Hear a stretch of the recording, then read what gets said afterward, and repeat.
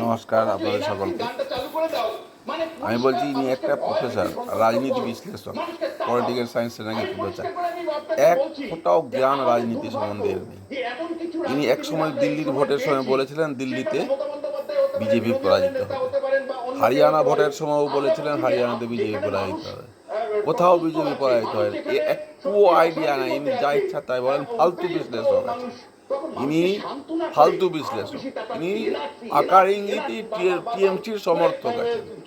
ইনি আকার ইঙ্গিতে ভিতরে ভিতরে টিএমসির সঙ্গে জড়িত আছেন।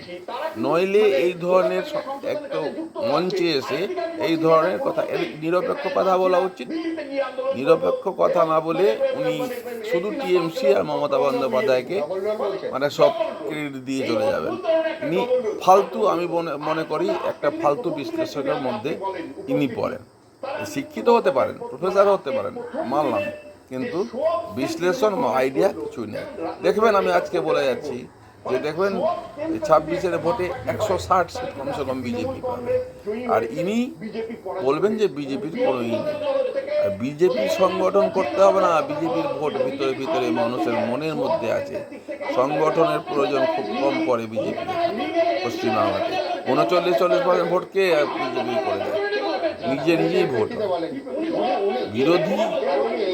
আপনি একটা বিশ্লেষণ করতে এসছেন, বিশ্লেষণের মতো এই যে রাজা গোপাল মুখার্জি, ইনি একটা অনেস্ট বিশ্লেষক আছে। আর ইনি হচ্ছেন একটা ফালতু বিশ্লেষক। এর বিশ্লেষণ শুনবেন বেকার। আমি তো একটুও ভালোবাসি না। আগে আমার ছিল, আমি দেখতাম একে। এখন তো আমি একদম এর এর ভিডিওটাকেই ডিলিট করে দিই, এটাকে সাউন্ডলেস করে দিই। লোকটা একদম ফালতু লোক, ফালতু কথা বলে। আমি কোনো মতেই এসবের যুক্তিতে বিশ্বাস করি না। আমরা আমাদের এই এরিয়াতে এসআইআর হতে দেখলাম, আজকে শান্তশিষ্টভাবে এসআইআর হচ্ছে, অত্যাচার কোথাও নয়, উভয় পক্ষ মিলে এসআইআর করছেন। আর উনি যেসব কথা বলছেন যে মনে হচ্ছে সব টিএমসি লুটে নিচ্ছে। আরে যে করবে তার তো চাকরি আছে, সে তো চাকরি যাবে। অবজেকশন হলেই চাকরি যাবে।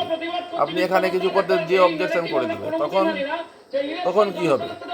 তখন যদি আবার ভোটার লিস্ট চেক হতে থাকে, মৃত ব্যক্তির নাম আপনি কেন রেখেছেন, তখন কি হবে? ওই বিএলএরও চাকরি যাওয়ার ভয় আছে। অত সহজ নয়। আপনি যে বলে দিলেন ফালতু কথা, মানতেই আপনার কথাকে, এটা আমি কোনো যুক্তিতে আপনার কথা মানি না। আপনি এটা ফালতু বিশ্লেষক, একদম ফালতু, কোনো আপনার আইডিয়া নেই। আপনি একটা দলের সমর্থনে কথা বলেন, আপনাকে মোটেও পছন্দ করেন। আপনার যদি ভালো লাগে লাইক, শেয়ার, সাবস্ক্রাইব করবেন।